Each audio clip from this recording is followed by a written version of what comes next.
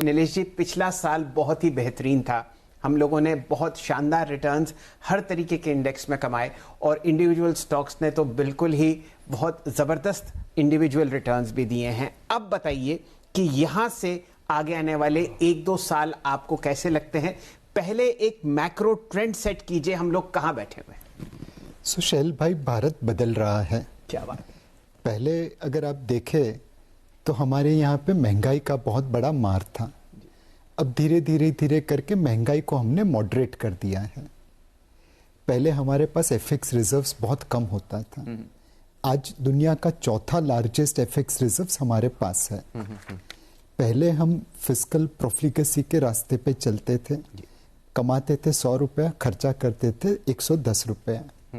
अब पेंडेमिक की वजह से फिस्कल प्रोफ्लिगेसी थोड़ी है, लेकिन फिस्कल प्रूडेंस भी साथ में अपना रहे हैं। पहले हमारे पास इंफ्रास्ट्रक्चर की डेफिसिट थी। बम्बई से पूना जाना हो तो ओवरनाइट जर्नी थी। आज अगर मैं बम्बई का ट्रैफिक पार कर लिया तो बम्बई से पुणे 1.5 घंटे में पहुंच जाता हूं जी। पहले हमारे यहाँ पे फिजिकल इंफ्रास्ट्रक्चर था जी। आज फिजिकल और डिजिटल दोनों इंफ्रास्ट्रक्चर अवेलेबल हो गए हैं जी। पहले क्रॉनिक कैपिटलिज्म था, कुछ लेने के लिए कुछ देना पड़ता था। आज मेरिटोक्रेसी आ गई है जी। और इनके साथ साथ दो सबसे बड़ी चीजें हो गई हैं। शायद मैं और आप कभी अपना बिजनेस चालू नहीं कर पाए बिकॉज आपके और मेरे पिताजी के पास उतना पैसा नहीं था कि वो हमें धंधे के लिए दे सके। आज जो हमारे बच्चों की जनरेशन है, अगर उनके पास आइडिया है तो उन्हें पैसे देने वाले बहुत लोग हैं। अवेलेबिलिटी ऑफ कैपिटल ये एंटरप्रेन्योरशिप को निखार देगा। और जो सबसे बड़ा चेंज हो रहा है भारत में कि हम पब्लिक सेक्टर से पब्लिक प्राइवेट पार्टनरशिप में जा रहे हैं। आप एयर इंडिया की बात कर रहे हैं। एयर इंडिया देख लीजिए और उसके पीछे पीछे BPCL, container corporation, IDBI bank, बहुत सारी कंपनीज आएगी। ये एक नींव बना देगी जिसके ऊपर भारत के तेज इकोनॉमिक ग्रोथ की इमारत खड़ी हो सकती है और वो किसी भी आप साइक्लोन बोले, झंझावात बोले, उसके सामने टिकी रहेगी। चलिए, तो ये तो आपने बहुत बढ़िया मैक्रो ट्रेंड सेट किया। अब ये बताइए, सरकार की तरफ से कौन से ऐसे 1 या 2 ठोस कदम उठाए गए हैं जो आपको लगता है कि भारतीय बाजारों के लिए आगे आने वाले 2-3 साल या उससे लंबी अवधि में बहुत बढ़िया रिटर्न्स आते हुए दिखेंगे? शैल भाई, अगर आप देखें तो 1980 में हम और चाइना एक जैसे थे। आज वो हमसे 5 गुना बड़ा हो गया। वो मैन्युफैक्चरर टू दी वर्ल्ड बन गया। हम वहाँ पे बहुत पीछे रह गए। लेकिन हमारी काबिलियत है, हम generic pharmacy to the world बने हैं, हम back office to the world बने हैं। अब सरकार ने production linked incentive scheme launch की है। एक समय था जब हम मोबाइल फोन की इंपोर्ट में 8 से 10 बिलियन डॉलर सालाना लगाते थे। अब यहाँ पे मोबाइल फोन बनना चालू हो गए। आज जो बन रहा है उसे आप स्क्रू ड्राइवर असेंबली टेक्नोलॉजी कह सकते हैं। बट आने वाले 3 से 4 सालों में इस मोबाइल फोन की वैल्यू एड 30 से 40% हो जाएगी और हम मोबाइल फोन के एक्सपोर्टर बन जाएंगे। जो मोबाइल फोन में हो रहा है वो electricals, electronics, textiles, automobile, auto component, bulk trucks, APIs, toys, ऐसे बहुत सारे सेक्टर में हो रहा है। मेरे हिसाब से प्रोडक्शन लिंक्ड इंसेंटिव स्कीम ये एक ऐसा स्कीम है जिससे भारत कुछ सेक्टर्स में मैन्युफैक्चरर टू दी वर्ल्ड बन सकता है और चाइना से जो गैप है उसे नैरो कर देंगे। तो नीलेश जी, आप बहुत ही बढ़िया तरीके से भारत की बैलेंस शीट पढ़ते हैं। फिलहाल हम लोग बहुत ज़बरदस्त कंट्रीब्यूशन सर्विसेज सेक्टर की तरफ से आते हुए देखते हैं जीडीपी में। मान लीजिए 3 साल बाद आप और मैं हमेशा यहाँ बैठकर जुड़ते हैं, कितना प्रतिशत आपको मैन्युफैक्चरिंग से ग्रोथ आती हुई दिखती है जीडीपी की तरफ? अब देखिए, जब सुजुकी ऑटोमोबाइल लेके भारत में आई तो ऐसा नहीं था कि भारत में ऑटोमोबाइल नहीं बन रहे थे। इनफैक्ट हम पहले एशियाई देश थे जहां पे ऑटोमोबाइल बनना चालू हुआ था। बट सुजुकी के आने की वजह से हम ग्लोबल स्केल पे पहुंच गए। पहले 10 साल वेटिंग पीरियड था स्कूटर या गाड़ी लाने के लिए। एक बेटी का बाप हमेशा यही सोचता था दहेज में बजाज स्कूटर देने के लिए कब बुकिंग करूं। और आज ऑटोमोबाइल क्षेत्र मैन्युफैक्चरिंग जीडीपी में 1/3 से ज्यादा कंट्रीब्यूशन देता है। एक ही सेक्टर ने आके भारत की जीडीपी को बदलाव कर दिया। अब आप सोचिए पीएलआई के तहत 13 सेक्टर्स ऐसे हैं जिनको सपोर्ट मिल सकता है। मुझे लगता है कि मैन्युफैक्चरिंग सेक्टर जो आज तकरीबन 20 से 25% के आसपास कंट्रीब्यूट कर रहा है भारत की जीडीपी में, वो धीरे धीरे बढ़ता हुआ 30 से 35% के आसपास पहुंच जाएगा। एंड ये थोड़ी बढ़त इसलिए कम होगी बिकॉज एग्रीकल्चर और सर्विसेज ये दोनों भी साथ में ग्रो हो रहे हैं। जी जी, तो मैन्युफैक्चरिंग की ग्रोथ आप मान के चल रहे हैं कि सर्विसेज, एग्रीकल्चर को तो जरा हटा देते हैं अभी, आप सर्विसेज सेक्टर की ग्रोथ से बड़ी होगी। मुझे लगता है कि अगर ये पीएलआई स्कीम को सही तरीके से एग्जीक्यूट कर ले और जैसा सुजुकी ने भारत के ऑटोमोबाइल क्षेत्र के साथ किया वैसा ही बाकी सारे क्षेत्रों में कोई आके कर दे तो मैन्युफैक्चरिंग क्षेत्र की ग्रोथ सर्विसेज से ज्यादा हो सकती है। वो अगले साल से नहीं होगी, वो पक्का है, बट उस डायरेक्शन में हम धीरे धीरे आगे बढ़ जाएंगे। जी चलिए, तो ये तो बात पूरे मैक्रो ट्रेंड्स की हो गई। नीलेश जी, पिछली 2 दिवाली में जब आप हमसे पहले जुड़े थे, आपने ये कहा था कि केमिकल स्पेस एक ऐसा है जहां पर भारतवर्ष अभी 1% ग्लोबल मार्केट्स का कंट्रीब्यूट करता है। अगर ये 2 भी हो जाए तो भी हम वारे न्यारे हो जाएंगे, और 2 साल बाद एक्चुअली वो बात होती हुई दिख रही है। अब बताइए, यहां से कौन से 2 सेक्टर्स हैं जो आपको लगता है एक सेक्युलर ग्रोथ ट्रेंड में है और वहां पर निवेशक, इंस्टीट्यूशनल इन्वेस्टर्स आप जैसे और जो हमारे व्यूअर्स हैं, रिटेल इन्वेस्टर्स, बढ़िया पैसा कमा पाएंगे?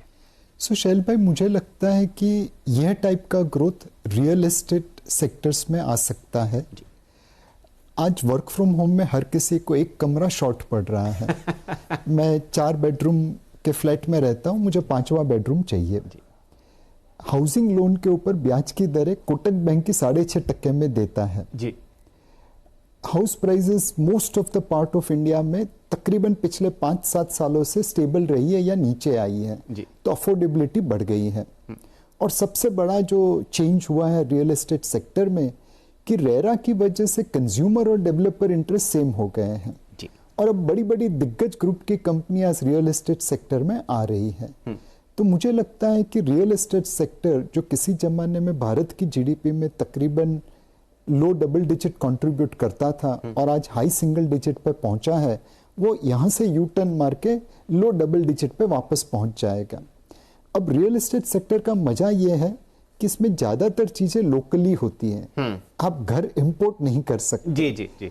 और क्या बात? इसके साथ जितने भी सेक्टर्स जुड़े हैं, चाहे पेंट्स हो, टाइल्स हो, केबल्स एंड वायर्स हो, सीमेंट हो, प्लाईवुड हो, ये सारे सेक्टर रियल एस्टेट और कंस्ट्रक्शन के साथ साथ आगे बढ़ेंगे।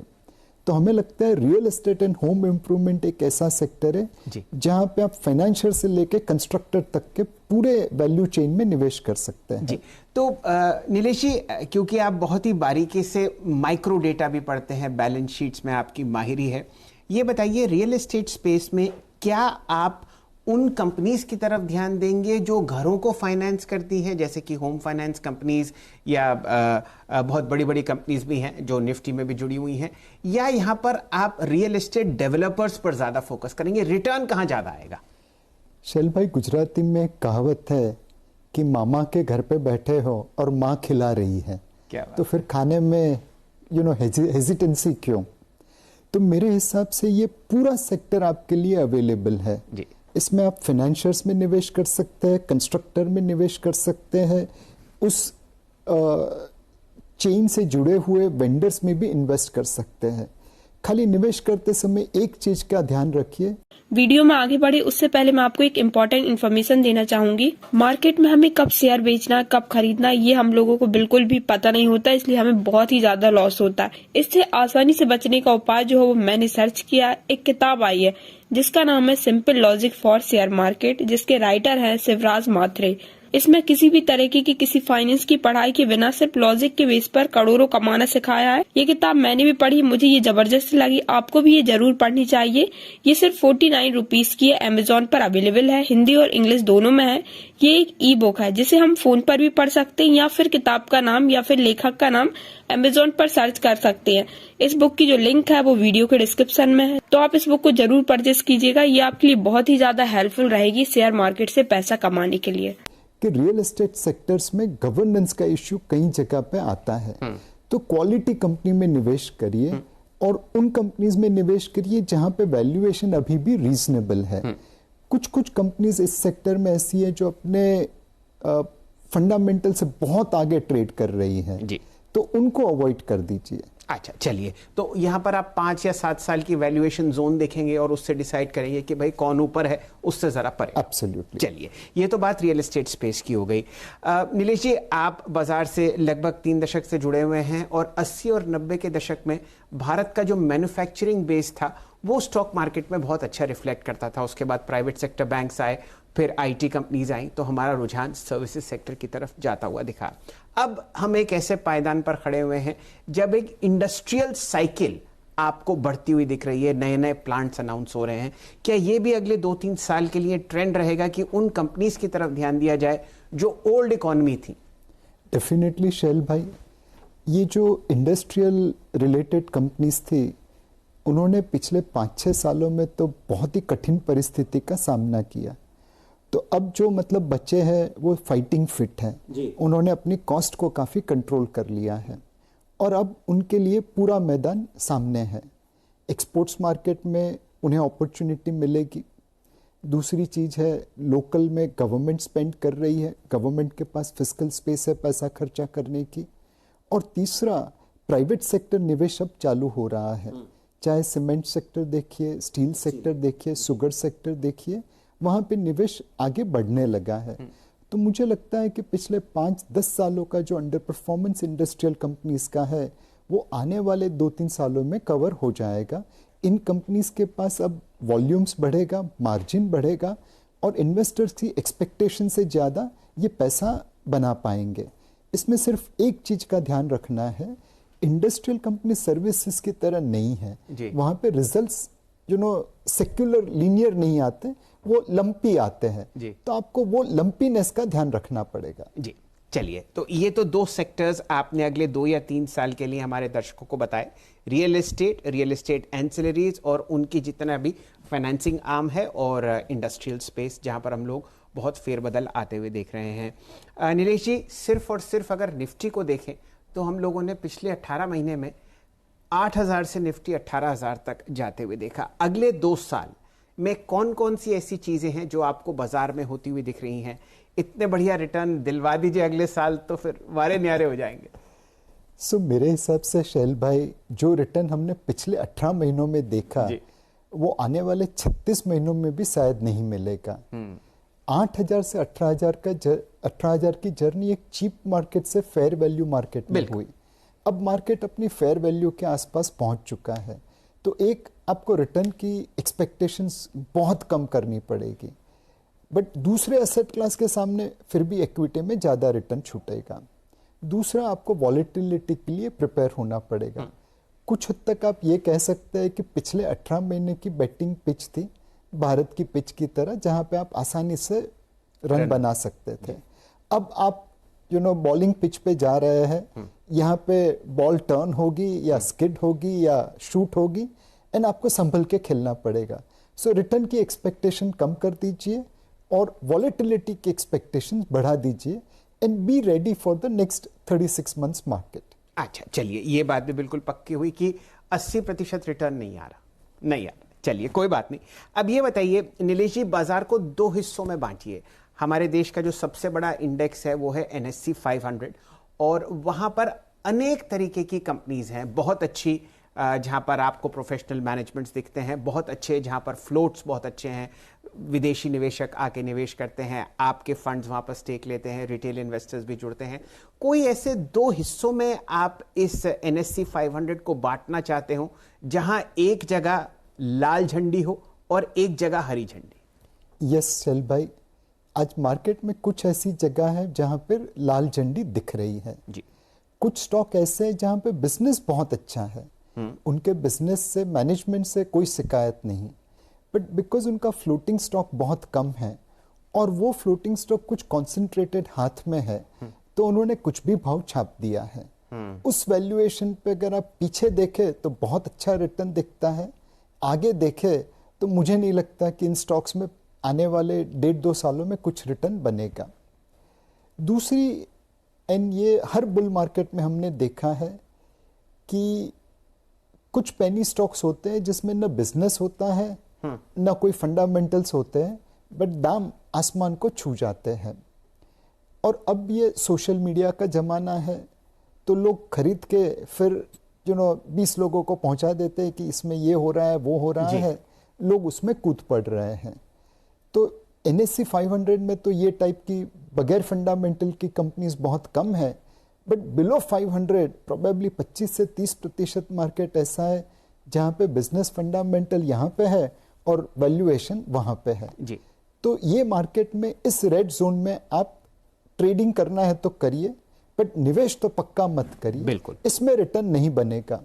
ये माइनफील्ड छोड़ दीजिए, तो पूरी मार्केट में आपके पास ऐसे बहुत सारे क्वालिटी स्टॉक्स हैं जिसमें निवेश करके अच्छा पैसा बन सकता है। शाह साहब, अभी तक आपने एक बहुत बढ़िया रोड मैप सेट किया, अब जरा स्टॉक पिकिंग पर बात करते हैं।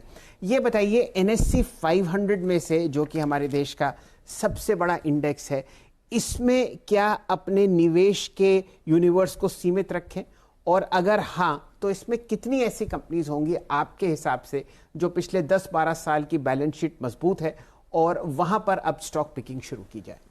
मेरे हिसाब से NSE 500 में कम से कम 400 के आसपास कंपनीज ऐसी है जिनके गवर्नेंस स्टैंडर्ड्स बहुत अच्छे हैं, जिनके बिजनेस फंडामेंटल्स भी सही है। अब उसमें से कुछ मार्केट को आउट परफॉर्म करेगी, कुछ शायद नहीं करेगी, बट उसमें निवेश करके आपका प्रिंसिपल लॉस हो जाए वैसा माहौल मुश्किल से ही बनता दिखता है। जी, चलिए, तो लगभग आप समझिए कि 350 से 400 कंपनीज का यूनिवर्स है जहां पर हम लोग स्टॉक पिकिंग कर सकते हैं। नीलेश जी, आपने खुद ही कहा कि 18,000 के आसपास अगर निफ्टी या ब्रॉडर इंडिसेस को देखें तो मार्केट अब फेयर वैल्यू पर है, एक समय बहुत सस्ता था।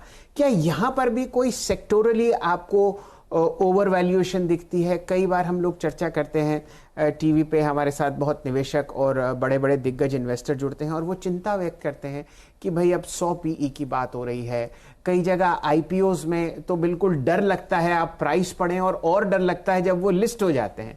तो कोई ऐसी आपको परेशानी दिखती है बाजार में जहां रात की नींद में मामूली सा खलल आता हो? हमें लगता है कि आने वाले 2-3 सालों में, नॉट आने वाले 2-3 महीनों में एक ट्रेंड बनेगा जहां पे लोग हाई PE स्टॉक्स से लो PE स्टॉक्स में या एक्सपेंसिव स्टॉक्स से सस्ते स्टॉक्स में मूव करेंगे। इसके पीछे कुछ रीजंस ये होंगे कि हाई PE स्टॉक्स अपनी एक्सपेक्टेशंस के अनुरूप डिलीवर नहीं करेंगे जी। जैसे मोहम्मद अजहरुद्दीन थे, उन्होंने अपने पहले 3 टेस्ट में 3 शतक लगाए थे।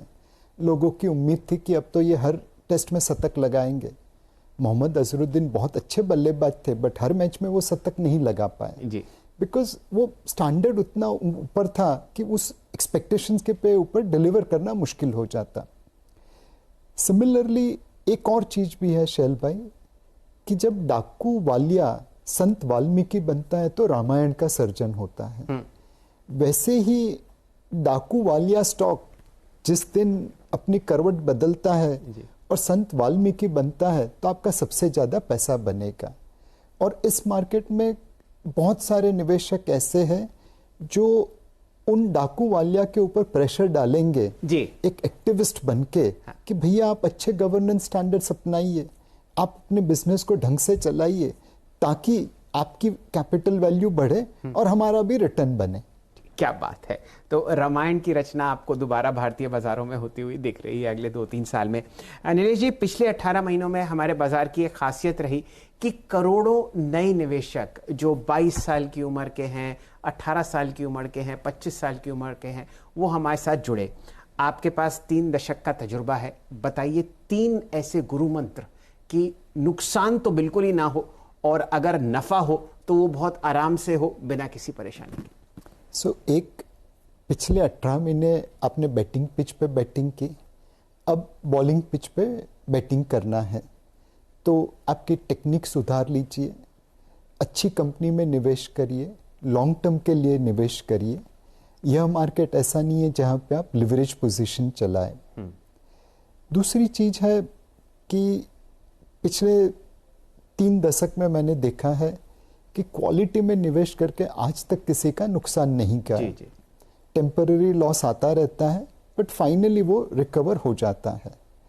तो ये चीज़ गांठ पे बांध लीजिए कि हमेशा क्वालिटी में निवेश करेंगे, और जब नीचे आएगा वैल्यूएशन तो एवरेज करेंगे।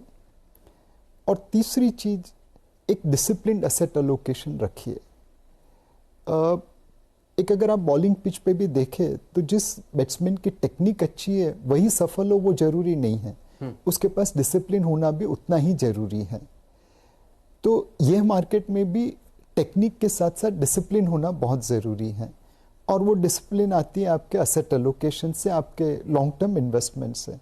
सो एक, रिटर्न एक्सपेक्टेशन कम करिए, वॉलेटिलिटी की एक्सपेक्टेशन बढ़ा दीजिए, लिवरेज मत खेलिए। सेकंड, क्वालिटी में निवेश करिए, और तीसरा, लॉन्ग टर्म डिसिप्लिन इन्वेस्टमेंट करिए। तो 25 सेकंड में आपने 25 साल का तजुर्बा नीलेश शाह साहब का सुना। इसको बार बार सुनिए और कोशिश कीजिए कि जो आप बैटिंग कर रहे हैं ये आपके ना सिर्फ दिल में बल्कि इस जहन में भी उतरे। आप हमारे साथ जुड़े, आपका बहुत बहुत शुक्रिया नीलेश जी। आपको, आपके पूरे परिवार को और कोटक म्यूचुअल फंड के लाखों निवेशकों को CNBC आवाज की तरफ से दिवाली की बहुत बहुत शुभकामनाएं। थैंक यू शैल भाई। CNBC के सारे दर्शकों को दिवाली की ढेर सारी शुभकामनाएं।